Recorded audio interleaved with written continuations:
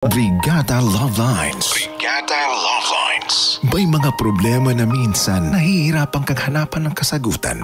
Mga tanong na puso lang ang makakasagot at mga sagot na puso lang ang nakakaintindi. Pakinggan ang mga kwento at mga storya ng buhay dito sa Brigada Love Lines. Brigada Love Lines. Brigada Love Lines. Brigada Love Lines.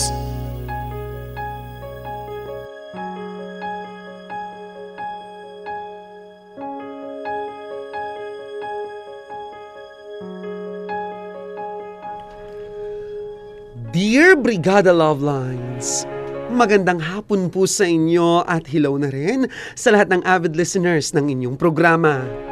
Tawagin niyo na lamang po ako sa pangalang Becca, 27 years old mula sa Lemery, Batangas. Sa totoo lang po, matagal ko nang gustong sumulat sa inyo. Ang kaso, lagi naman po akong busy sa trabaho, kaya hindi ko magawa-gawa ang gusto kong ipadalang liham sa inyo. Pero heto ako, nagkaroon ako ng oras at sana po ay marinig ko na sa inyong programa ang kwento ng aking buhay. Brigada Love Lines, isa akong single mother.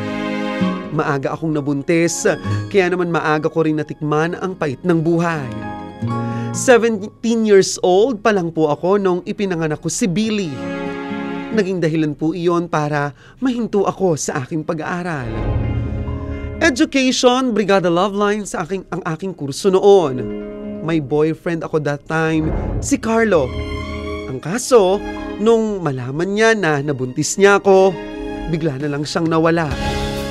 Buti na lang din at hindi ako itinakwil ng pamilya ko. Sila ang aking naging sandigan nung mga panahong akala ko katapusan na ng aking buhay at ng aking mga pangarap.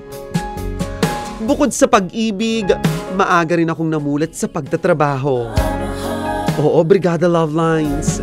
Ginawa ko ang lahat noon para matustusan ko ang mga pangangailangan ng anak ko nang mag-isa. Iisa lang kasi ang gusto ko noon, ang maging maganda ang kinabukasan ng anak ko. Kaya naman makalipas ang 5 taon, simula nung ipinanganak ko si Billy, nagdesisyon po ako na bumalik sa pag-aaral.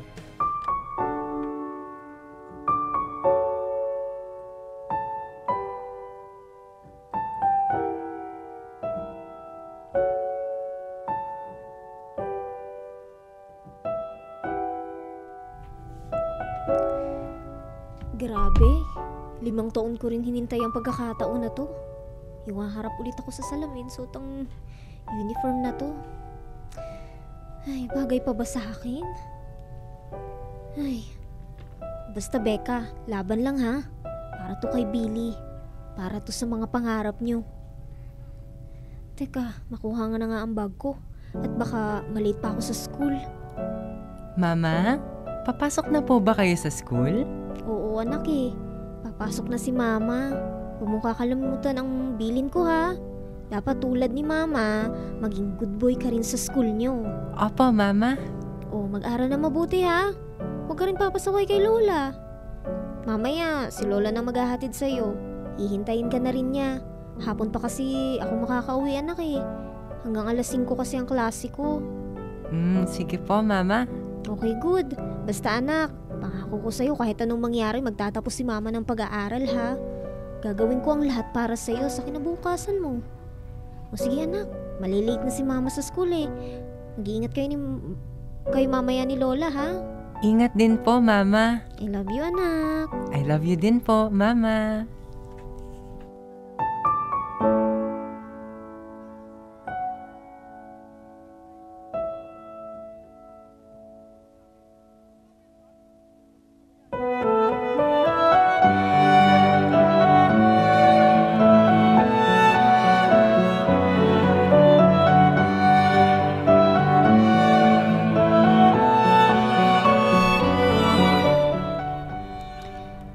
Ang dami na rin palang pinagbago ng school na to. Sana naman may maging kaibigan ako kahit medyo malayo na ang edad ko sa kanila. Hi ate. Hello. Number 12 po ba yung nabunot nyo para sa activity? Oo. Bakit? Magka-group ba tayo? Opo bali po 3 tayo.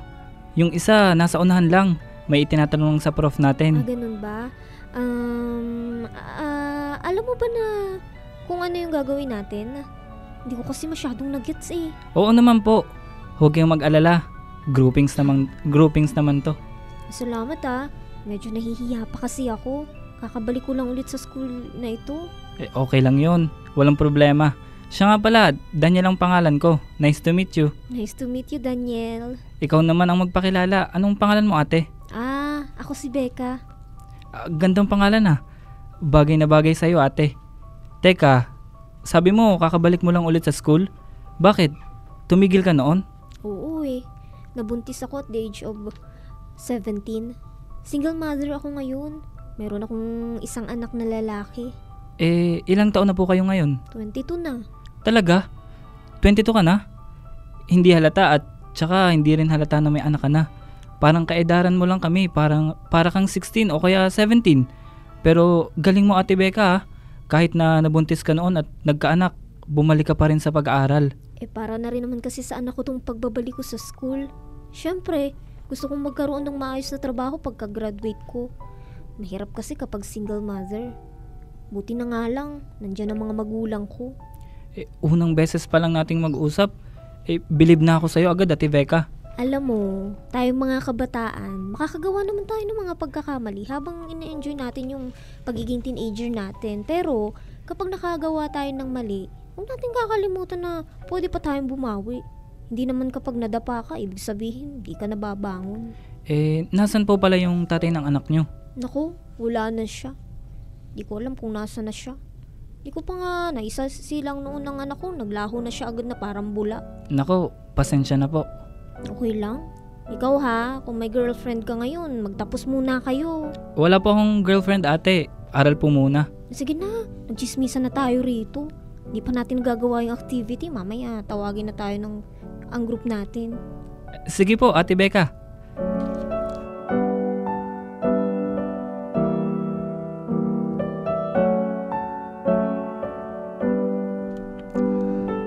Brigada Love Lines, 17 years old pa lang noon si Daniel nang makilala ko siya. Mabait siyang lalaki kaya mabilis kaming naging magkaibigan. Wala rin kasi siyang masyadong kaibigan sa school kaya ayun, kami palaging dalawang magkausap. Sa paglipas po ng mga buwan, mas lumalim pa ang pagkakaibigan naming dalawa ni Daniel. At nung time na nagkasakit ang anak kong si Billy, kung gaano ako ka-concern sa anak ko, ay ganun din ang concern niya.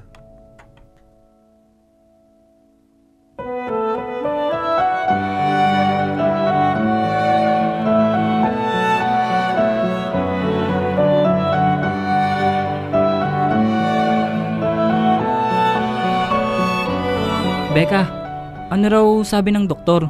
Kumusta si Billy? Okay naman siya, sa awa ng Diyos. Bumaba na rin ang lagnat niya. May mga ipinapainom lang na gamot para raw mas bumuti ang lagay niya. Sabi ng doktor, UTI daw sana nga gumaling na yung anak ko. Nakakaawa naman kasi. Huwag kang mag-alala, magiging okay rin ang lahat. Basta ang mahalaga, okay na siya. Ikaw ba? Okay ka lang ba? Okay naman ako. Buti nga at nabili ko yung ibang gamot ni Billy. Sabi naman ni Papa pupunta siya rito mamaya para magdala ng pera. O siya, kumalma ka na.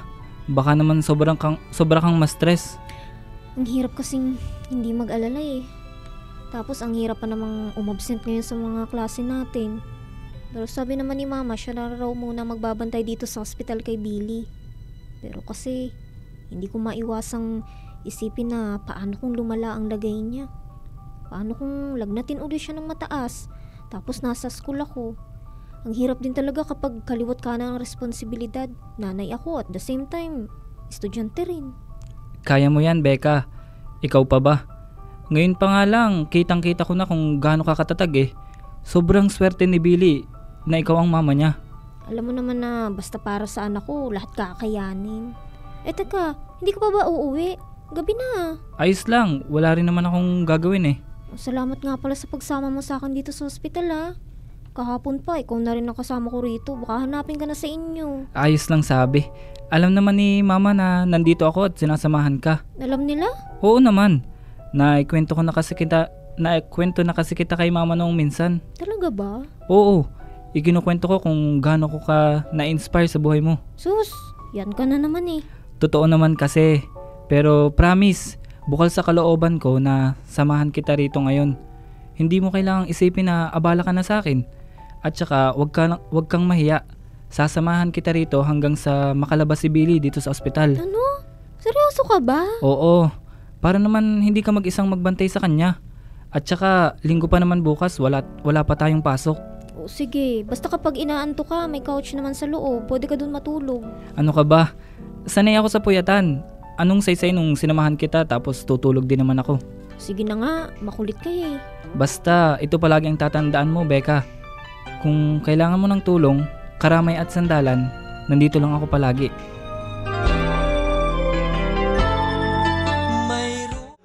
Brigada Love Lines, lumipas po ang mga taon at magkasabay kami ni Daniel na nakagraduate sa college. Masayang masaya ako noon dahil unti-unti ay natutupad ko na ang naudlot kong pangarap. Pursigido po ako nung ituloy ang pangarap kong maging isang guro.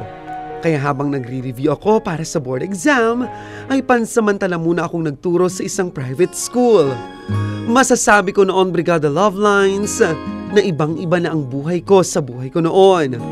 Lalo pa, at hanggang noong mga sandaling iyon, ay naririyan pa rin sa tabi ko, si Daniel.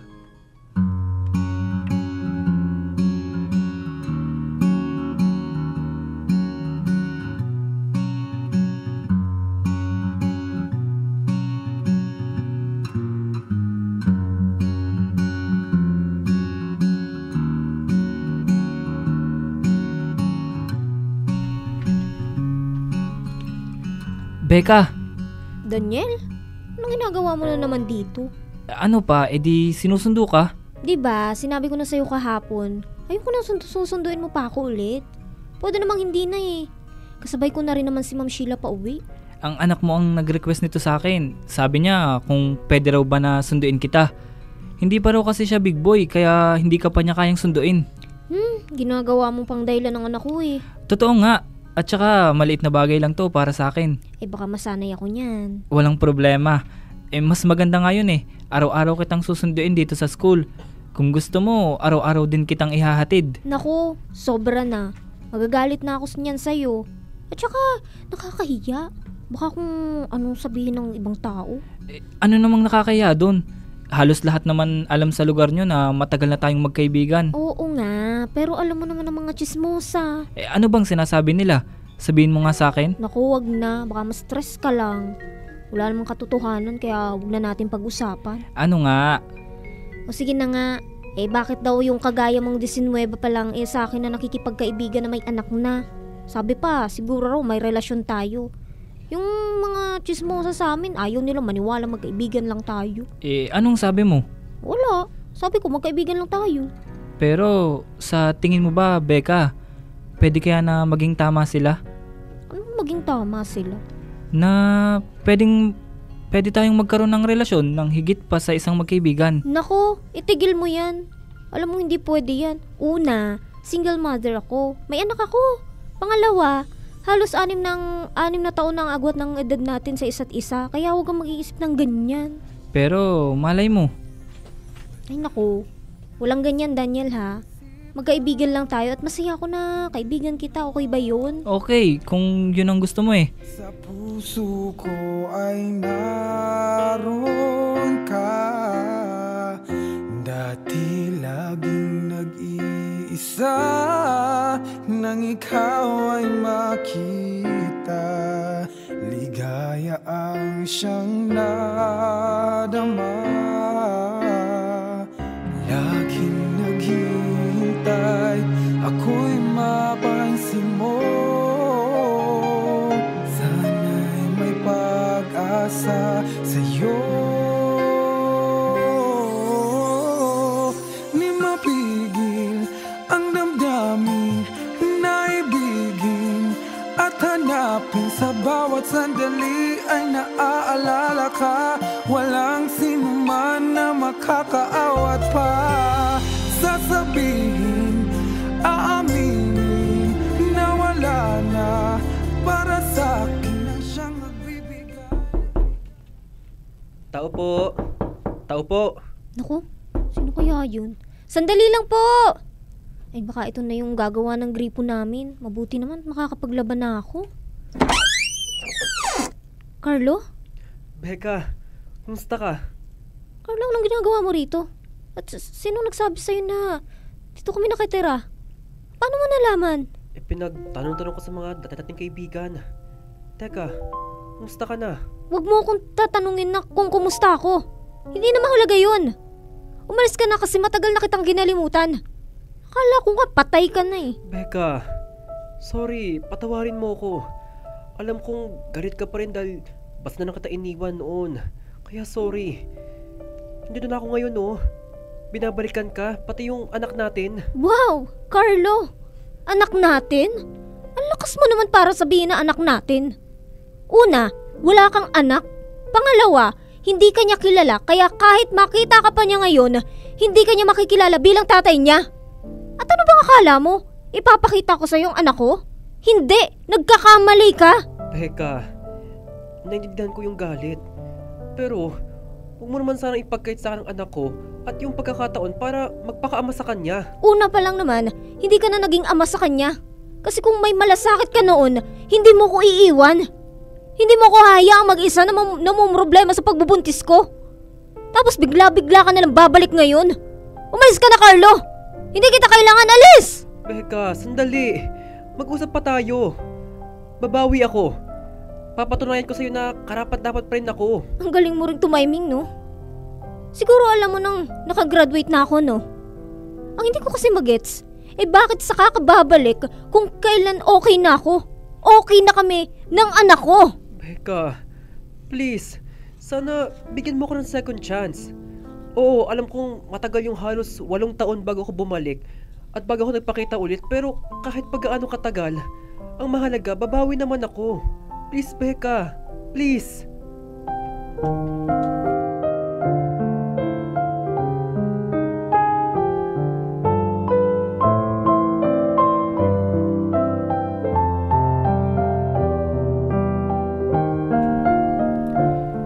Becca, kumusta ka?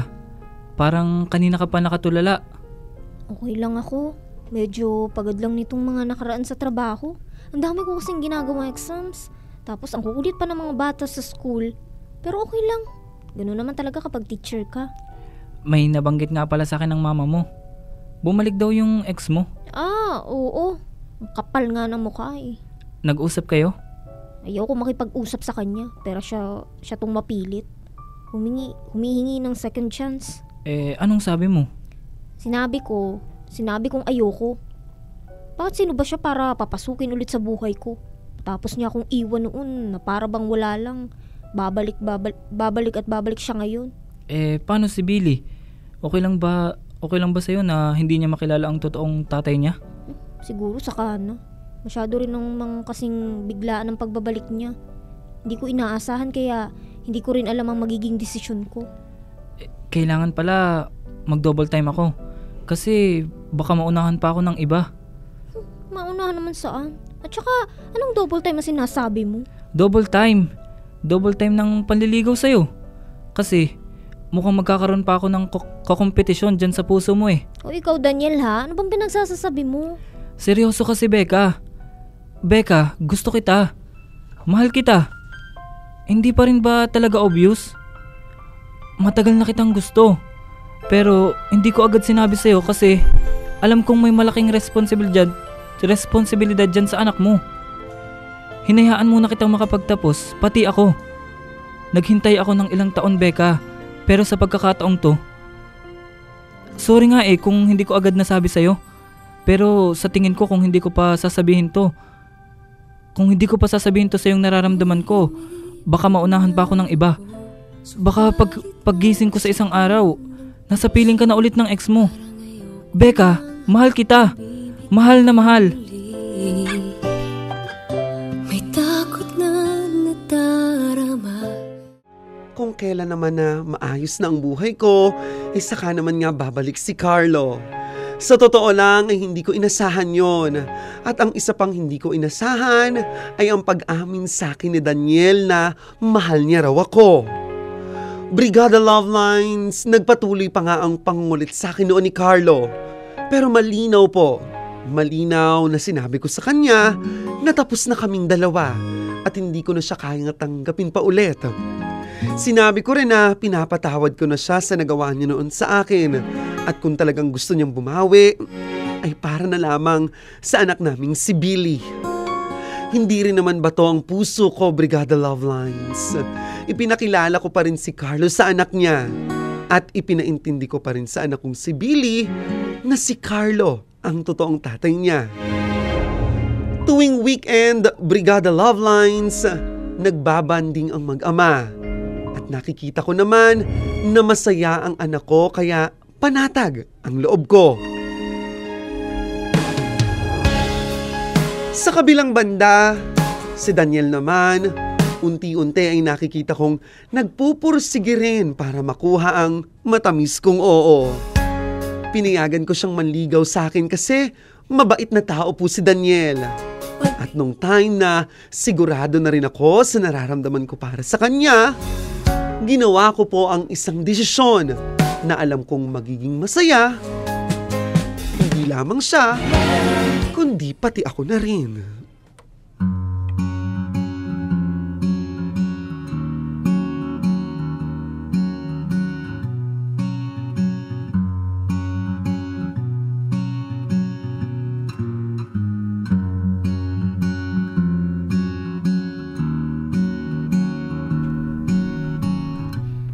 Daniel, buti naman at dumating ka. Akala ko hindi ko na darating eh. Hindi ka rin nagre-reply sa text ko. Sabi mo kasi bigyan pa kita ng panahon para makapag-desisyon ka. Kaya ibinigay ko sa'yo. Ayoko rin naman na guluhin ka ngayon, lalo pa at mukhang okay na ulit kayo ni Carlo. Kumusta nga pala si Billy? Ayun, masayang masaya. Unti-unting kinikilala niya rin ang tatay niya.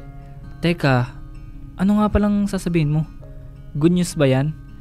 Para kasing sa tuwing magkikita tayo, lagi na lang si Carlo ang napag-uusapan natin. Teka, nagsiselos ka ba? Bakit naman ako magsiselos? Wala pa naman akong karapatan. Kapag ba nanliligaw pa lang, may karapatan ng magselos? Pwede naman.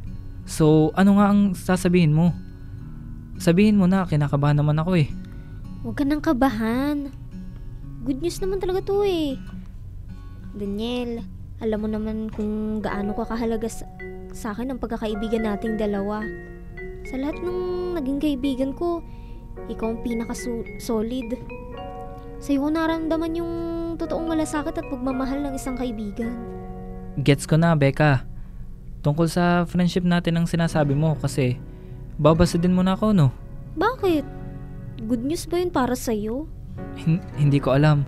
Paligoy-ligoy ka kasi. Hindi ba mas good news kung sasabihin kong sinasagot na kita? Sinasagot na kita kasi kagaya mo, mahal din kita. Seryoso ka ba? Totoo ba yan?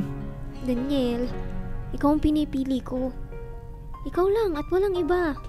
Nung bumalik si Carlo, malinaw naman na eh, na hindi na ako babalik sa kanya at noon pa man, bukas ako na magmahal ulit. At siguro nga, napakaswerte ko kasi ikaw yung bagong magmamahal sa akin at mamahalin ko. Si Daniel na isa sa mga nagpabago ng buhay ko. Totoo bang sinasagot mo na ako? Oo nga, ayaw mo ba? Gusto. Gustong gusto.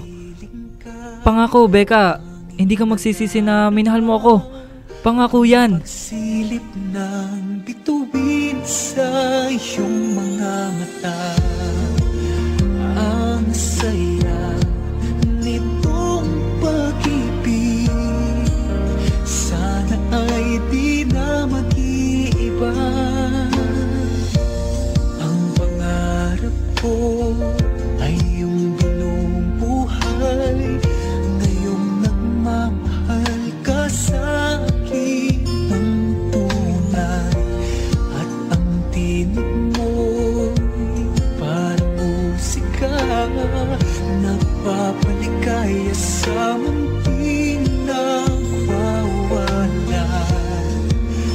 Brigada Love Lines, si Daniel po talaga ang pinakadahilan kung bakit ako sumulat sa programa nyo. Kinumpleto niya kasi ang kwento ko, bukod pa sa binuo niya rin ang pagkatao ko. Brigada Love Lines last year, July 2024, nang ikasal kami ni Daniel. 1 taon na ang nakakalipas simula noon. At ang good news, magkakaroon na ng kapatid si Billy. Pinatunayan po ni Daniel na karapat-dapat siya para sa akin. At sa kagaya kong isang single mother, hindi ko po talaga akalain na may isa pang taong tatanggap sa akin. Mamahalin ako at pakakasalan. Brigada Love Lines, sana po'y na-inspire kayo sa kwento ko. Hanggang dito na lamang po at maraming salamat. Brigada yours, Becca.